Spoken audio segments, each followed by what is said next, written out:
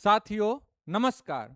आज के इस वीडियो में हम लोग चर्चा करेंगे जो नेपाल में जो विनाशकारी बाढ़ आया है 26 अगस्त को, उसके बारे में हम लोग विस्तृत चर्चा करेंगे। नेपाल में जो जल प्रलय आया है उसके बारे में पूरी चर्चा करेंगे कि आखिर ये जल प्रलय आया कैसे, कब, कहाँ और कैसे, कितना क्या नुकसान हुआ है, सारी चर्चा इस वीडियो में एक एक करके हम लोग देखेंगे। तो आइए नेपाल में जल प्रलय की पूरी कहानी को समझते हैं, एक एक स्टेप बाय स्टेप समझते हैं। कहानी शुरुआत होता है 26 अगस्त को, 26 अगस्त 2026 को नेपाल में यह विनाशकारी फ्लैश फ्लड। अब यहां देखिए फ्लैश फ्लड एक वर्ड आ रहा है, इसके बारे में भी हम लोग आगे चर्चा करेंगे। आखिर फ्लैश फ्लड कहते किसे हैं। 26 अगस्त 2026 की सुबह करीब 8:30-9 बजे के आसपास शुरू हुआ था। सबसे ज्यादा असर नेपाल चीन सीमा के पास रसुआ जिले था, रसुआ जिले और भोटे कोसी नदी घाटी में हुआ। रसुआ जिला सबसे ज्यादा प्रभावी जिला है और भोटे कोसी नदी घाटी जो है सबसे ज्यादा प्रभावी क्षेत्र यही माना गया है। अब देखिए नेपाल में बाढ़ कैसे आई इसके बारे में चर्चा करते हैं। नेपाल तिब्बत सीमा के पास, अब यहां देखिए कहीं पे आप देख रहे होंगे नेपाल चीन, कहीं पे देख रहे हैं नेपाल तिब्बत देख रहे हैं। तो तिब्बत क्या है, एक क्षेत्र है जिसपे चीन अपना अधिकार दिखाता है। चीन उसे तिब्बत ऑटोनोमस रीजन घोषित किया है। 1950 में चीन की सेना ने तिब्बत पे अपना कब्जा कर लिया। जैसे कि अभी हमारा जो पाक ऑक्युपाइड कश्मीर है, उसी तरह वहां तिब्बत को वो ऑक्युपाइड कर लिया है, चीन ने ऑक्युपाइड कर लिया और उस पर अपना अधिकार जमाता है। लेकिन वो पहले से एक स्वतंत्र क्षेत्र था, स्वतंत्र देश था, लेकिन उस पर चीन अपना अधिकार कर लिया 1950 में। तो तिब्बत अभी चीन में ही स्थित है। अब आगे आइए चर्चा करते हैं। नेपाल तिब्बत सीमा के पास हिमालय में ग्लेशियर का बड़ा हिस्सा टूटकर नीचे गिरा। अब यहाँ ग्लेशियर वर्ड एक आया है, ग्लेशियर क्या होता है इसके बारे में भी हम लोग आगे चर्चा करेंगे। एक एक चीज समझिए कि आखिर हुआ कैसे, क्या हुआ है। शुरुआती जांच में इसे ice rock avalanche glacier collapse माना जा रहा था। इसे इससे बर्फ, चट्टान और मलबा तेजी से नीचे आया और लेंदे खोला, यही नदी सबसे ज्यादा क्षति पहुंचाया है। लेंदे खोला नदी के रास्ते को अस्थायी रूप से रोक दिया। वहां पानी और मलबे का एक अस्थायी बांध झील जैसा बन गया। अब हुआ क्या कि देखिए, जब ग्लेशियर का एक बर्फ जैसा चट्टान जो टूट के गिरा ना, तो वो क्या हुआ, लेंदे रिवर में आके रुक गया, रुक गया। अब वो क्या किया, एक बांध का रूप बना दिया, बांध का रूप बनाया। उधर से पानी पहले से आ ही रहा था, एक बर्फ का टुकड़ा आके गिर गया, बर्फ का टुकड़ा आके रुक गया। अब क्या हुआ, पीछे जो भी पानी था वो जमा होते गया, होते गया। पानी का जब तेज बहाव आया, जब पीछे पानी बहुत ज्यादा जमा हो गया, तो वो क्या किया कि एकाएक वो पहाड़ जो टूटा हुआ जो रुका था उसको तोड़ के आगे निकला, पानी बहुत तेजी से निकला और जाके इतना नुकसान पहुंचाया। आगे हम लोग देखेंगे एक एक करके। चलिए, जब यह प्राकृतिक अवरोध टूट गया, जब यह प्राकृतिक अवरोध टूट गया तो बहुत बड़ी मात्रा में पानी और मलबा अचानक नीचे की ओर बहा। इसी को फ्लैश फ्लड, अचानक आने वाली बाढ़ कहा जाता है। फ्लैश फ्लड किसे कहा जाता है, जब पानी अचानक से तेजी से बहुत बड़ी मात्रा में जब निकलता है ना, अचानक से जब बाढ़ आता है, अचानक से आने वाली बाढ़ को ही फ्लैश फ्लड हम लोग कहते हैं। पानी का तेज बहाव भोटे कोसी, त्रिशूली, नारायणी नदी तंत्र की ओर गया और रास्ते में गांवों, पुलों, सड़कों तथा बिजली परियोजनाओं को भारी नुकसान हुआ। अब यहाँ देखिए, नारायणी नदी जो नेपाल में जो नारायणी नदी है वो जब भारत में प्रवेश करती है, बिहार में प्रवेश करती है, तो वो गंडक के नाम से जानी जाती है, गंडक के नाम से जानी जाती है। महत्वपूर्ण बात, शुरुआत में भूकंप को संभावित कारण माना गया था, भूकंप माना गया था कि भूकंप आया था उस लिंदे नदी के करीब। लेकिन बाद के यूएसजीसी, यूएसजीसी कहने का मतलब है यूनाइटेड स्टेट जियोलॉजिकल सर्वे, जैसे कि हमारे यहाँ जियोलॉजिकल सर्वे ऑफ इंडिया है, जियोलॉजिकल सर्वे ऑफ इंडिया है, उसी तरह अमेरिका में है यूएसजीसी यानी यूनाइटेड स्टेट जियोलॉजिकल सर्वे। विश्लेषण के अनुसार दर्ज की गई सेस्मिक एक्टिविटी स्वयं ग्लेशियर मलबे के गिरने से पैदा हुई थी। जो ये पानी का जो बहाव आया ये भूकंप के कारण नहीं आया, बल्कि कि ग्लेशियर जो टूटा उसी के कारण ये उत्पन्न हुआ है ये बाढ़। ये यूएसजीसी के अनुसार है। अब देखिए ग्लेशियर के बारे में हम लोग थोड़ा चर्चा करते हैं। ग्लेशियर के बारे में चर्चा करते हैं। ये सफेद सफेद जो दिख रहा है आपको, ये सारा ग्लेशियर है। सफेद जो दिख रहा है पहाड़ जैसा, ये ग्लेशियर है। अब ग्लेशियर ग्लेशियर कहते किसे हैं? ग्लेशियर यानी कि हिमनद, हिंदी में इसे हिमनद कहते हैं। हिमनद पहाड़ों पर जमा हुई बहुत मोटी और विशाल बर्फ की परत होती है। बहुत मोटी और विशाल बर्फ की परत होती है जो अपने वजन के कारण बहुत धीरे धीरे नीचे की ओर घिसकती रहती है। वजन के कारण बहुत ज्यादा वजन रहता है, धीरे धीरे घिसकती है। ग्लेशियर की खास बातें क्या होती है? यह हजारों वर्षों में बनता है। आमतौर पर बहुत ऊंचे और ठंडे पहाड़ी क्षेत्रों में पाया जाता है। यह पूरी तरह स्थिर नहीं होता है, धीरे धीरे आगे बढ़ता है। गर्मी में इसका कुछ हिस्सा पिघलकर नदियों को पानी देता है।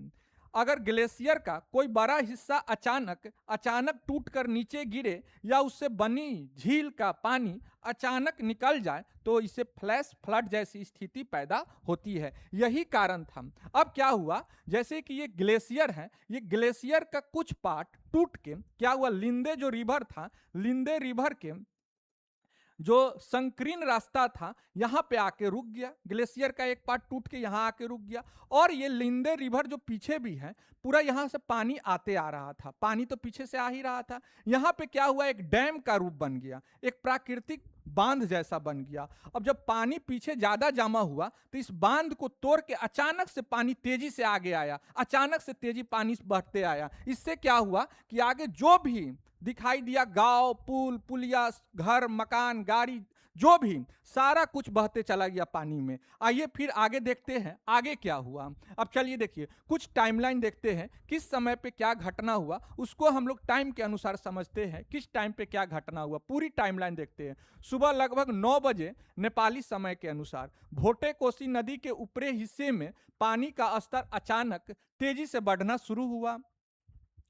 लगभग 9 से 9:15 के बीच में तिब्बत की तरफ से आया पानी बर्फ, चट्टानों और मलबे के साथ रसुआ जिले में दाखिल हुआ। स्थानीय अधिकारियों के अनुसार टिमुरे क्षेत्र में बाढ़ लगभग 9:15 बजे पहुंची।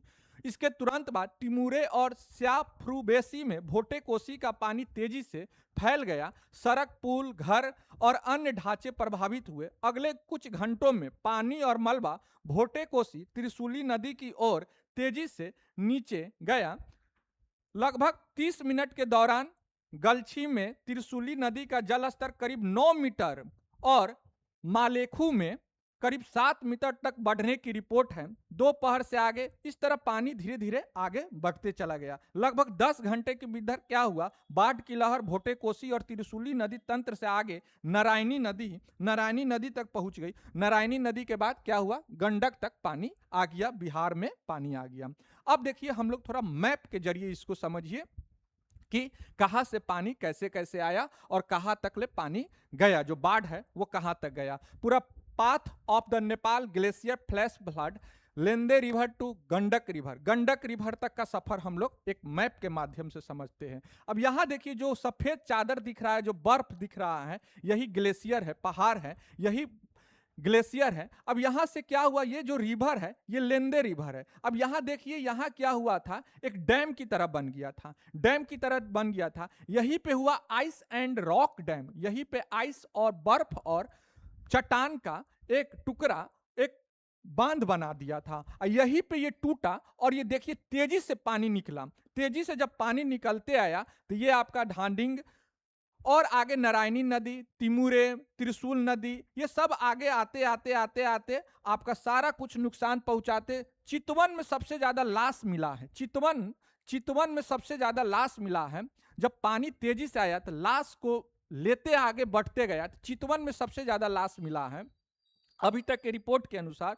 और ये पानी आगे जाके यहाँ पे भारत नेपाल बॉर्डर है ये। और आगे ये नदी क्या होती है, जो नारायणी नदी है, इसको भारत में गंडक के नाम से जानते हैं। और गंडक ये क्या होता है, पटना में आके गंगा में मिल जाती है। गंडक नदी जो है पटना में आके मिल जाती है। अब देखिए और भी इसके बारे में कुछ चर्चा देखिए। ये आप लोग वीडियो में बहुत वीडियो वायरल हुआ है। ये वीडियो आप लोग देख रहे होंगे कि बहुत तेजी से पीछे से पानी आया है, मलबा आया है और इसको पूरा तबाह करते हुए आगे लेके चला गया है। इसमें लोग को भी देखे होंगे कि लोग सब छोटे छोटे लोग यहाँ दिख रहे होंगे कि ये सीसीटीवी फुटेज में दिख रहे हैं कि लोग भाग रहे हैं और पीछे से मलबा और पानी का एक बहुत बड़ी मात्रा पूरे लोग को एकदम दहा के ले जा रहे हैं। यहाँ गाड़ी लगे हुए, ट्रक लगे हुए, सबको दहा के एकदम लेते चले जा रहे हैं। यहाँ देखिए Nepal flash flood, CCTV footage shows the immigration office near the Rasuagadhi Nepal China border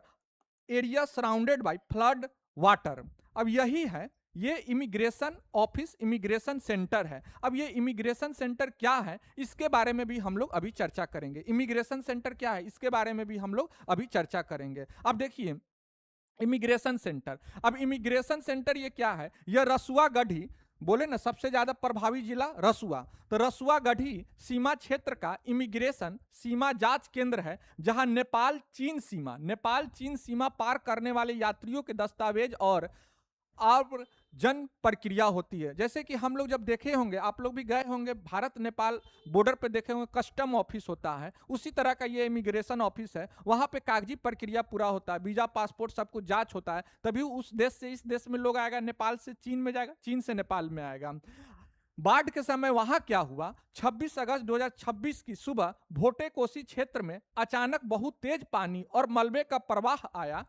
Rasuwagadhi सीमा क्षेत्र में स्थित इमिग्रेशन सेंटर भी इस अचानक आई बाढ़ से बुरी तरह प्रभावित हुआ। वहां मौजूद लोगों को अचानक आई बाढ़ से निकलने का मौका बहुत कम मिला। खास तौर पर कैलाश मानसरोवर यात्रा पर जा रहे विदेशी तीर्थयात्रियों का एक समूह वहां मौजूद था। यह सबसे एक महत्वपूर्ण बात है। कैलाश मानसरोवर का जो रास्ता है नेपाल होते हुए इसी रास्ते से जाना था। इसी रास्ते से बहुत सारे जो तीर्थयात्री थे वहां पे रुके हुए थे, वहां पे उसका कागजी प्रक्रिया हो रहा था। अभी विदेश मंत्रालय के आंकड़ों के अनुसार लगभग 200 के करीब वहां फंसे हुए थे तीर्थयात्री। उसका अभी मतलब डेटा नहीं मिल रहा है, कहाँ है, मोबाइल सारा बंद है, पूरा जो संचार व्यवस्था है पूरा ठप हो गया हुआ है। तो वहां क्या था कि तमिलनाडु से, बंगाल से और भी क्षेत्र से वहां लोग गए थे, मानसरोवर जा रहे थे या वहां से आए थे। ईसा फाउंडेशन ने भी दावा किया है कि उनका लगभग 80 लोग वहां फंसे हुए थे। लास्ट बातचीत के अनुसार 80 लोग फंसे हुए थे। उसके बाद कोई भी चर्चा नहीं हो रहा है, कोई भी बात जानकारी नहीं मिल पा रहा है। हालांकि रेस्क्यू ऑपरेशन अभी जारी है, लगातार जारी है। उम्मीद करते हैं कि ज्यादा से ज्यादा लोग इस मुसीबत में बच जाए। बहुत लोग बचे, बहुत लोग फंसे हुए, उनको जो नेपाली सेना है, नेपाल के जो सेना है, बहुत कड़ी मेहनत के साथ उन सभी को निकाल रहे हैं। तो उम्मीद करते हैं कि सब ज़्यादा से ज़्यादा लोग सुरक्षित बचे। तो सारा चर्चा किए इस वीडियो में कि आखिर नेपाल में ये बाढ़ कैसे आया, ये विनाशकारी बाढ़ कैसे आया, जल प्रलय कैसे आया। तो उम्मीद करते हैं कि आप लोग को सब कुछ अच्छे से समझ में आया होगा। अपना सुझाव कमेंट करके ज़रूर बताइएगा। तो अभी के लिए इतना ही। Thank you so much.